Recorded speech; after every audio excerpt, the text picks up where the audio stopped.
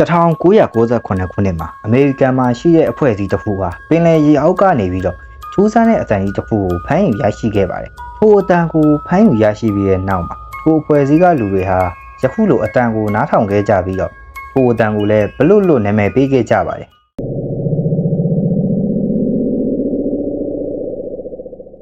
ဒီဘလွတ်ဆိုတဲ့အတန်ကို1998ခုနှစ်မှာအမေရိကန်မှာရှိတဲ့ NOAA လို့ခေါ်တဲ့ National Oceanic and Atmospheric Administration ဆိုတဲ့ရေအောက်သုတေသနအဖွဲ့အစည်းကနေပြီးတော့ဆိုနာစနစ်တွေနဲ့တေချာစွာဖမ်းယူနိုင်ခဲ့ပါတယ်။အဲဒီနောက်မှာ NOAA ကသိပ္ပံပညာရှင်တချို့ကလည်းဒီအတန်ဟာကြီးမားတဲ့ရေအောက်သတ္တဝါတစ်ကောင်ရဲ့အတန်ဖြစ်နိုင်တယ်လို့ခန့်မှန်းခဲ့ကြပြီ။တချို့လူတွေကတော့ AP Leclerc ဆိုတဲ့စာရေးဆရာတဦးကစိတ်ကူးရင်ဖန်တီးထားတဲ့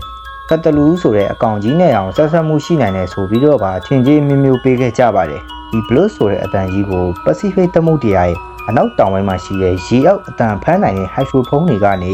မိုင်ပေါင်း3000ကျော်ကနေဖမ်းမိနိုင်ခဲ့တာဖြစ်ပြီးတော့ frequency အားဖြင့် Blue ဆိုတဲ့အတန်က1 hertz ကနေ10 hertz အတွင်းမှာပဲရှိနိုင်မယ်လို့ဆိုပါတယ်။ကျွန်တော်တို့တာမန်လူတွေဟာပုံမှန်အားဖြင့်20 hertz နဲ့2000 hertz စတဲ့ frequency အတွင်းမှာပဲနားနဲ့ကြားနိုင်တာဖြစ်ပြီး Blue ဆိုတဲ့အတန်ကိုတော့ကျွန်တော်တို့လူသားတွေအနေနဲ့ကြားနိုင်ရမရှိပါဘူး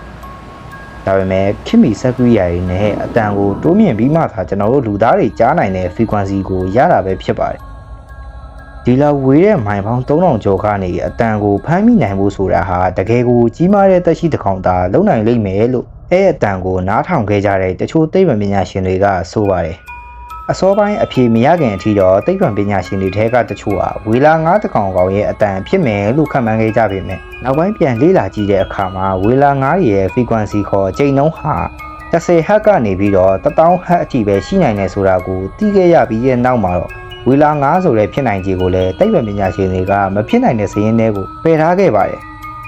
2012ခုနှစ်မှာတော့ NOAA ကနေ Blue ဆိုတဲ့အတန်ဟာတတဝါတစ်ကောင်ရဲ့အတန်မဟုတ်ဘဲနဲ့ကြီးမားလုံးတဲ့ရေခဲတုံးကြီးတွေကြားတစ်ခုနဲ့တစ်ခုရိုက်ခတ်ရာမှာဖြစ်ပေါ်လာတဲ့ရေခဲငလင်ရဲ့အတန်ဖြစ်တယ်ဆိုပြီးတော့အတည်ပြုခဲ့ပါတယ်။အဲလိုအတည်ပြုခဲ့သည့်တိုင်အောင်လို့ကျွန်တော်တို့စူးစမ်းလေ့လာရတာကိုကြိုက်နှစ်သက်ပြီးတော့စိတ်ကူးရင်ရတာကိုသဘောကျတဲ့လူတွေကလည်းဒီအတန်ဟာတတော်ဝါတစ်ကောင်ရဲ့အတန်ဖြစ်မယ်ဆိုပြီးယုံကြည်နေကြဆဲဖြစ်ပါတယ်။ Blue ဆိုတဲ့အတန်ဟာတဘာဝလား